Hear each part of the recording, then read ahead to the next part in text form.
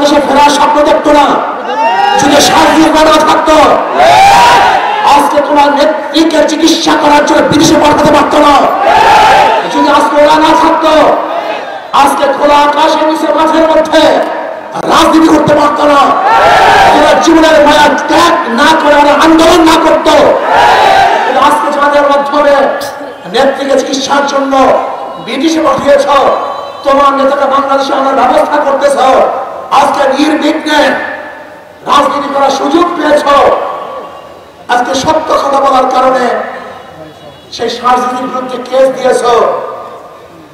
বাংলাদেশের মানুষ তোমাদের এই অত্যন্ত কোনো অবস্থাকেই মেনে নেবে না। আজকে সাদা পাথর লুটপাট হয়ে যাচ্ছে। আমি বক্তব্য দিয়েছিলাম পাথর কৌড়ি ছেড়ে দেওয়ার জন্য, আমাদের খনিজ পাথর উত্তোলন করার জন্য, আমি লুটপাট করার জন্য বক্তৃতা। প্রিয় প্রবাসী, আপনার নিরাপদ ভবিষ্যতের জন্য অর্ধেক দামে আজই ফ্ল্যাট বুকিং করুন। ঢাকায় প্রবাসী সিটি দিচ্ছে সীমিত সময়ের স্পেশাল অফার। জমি ও ফ্ল্যাট একসাথে। যোগাযোগ করুন স্ক্রিনে দেওয়া নাম্বারে।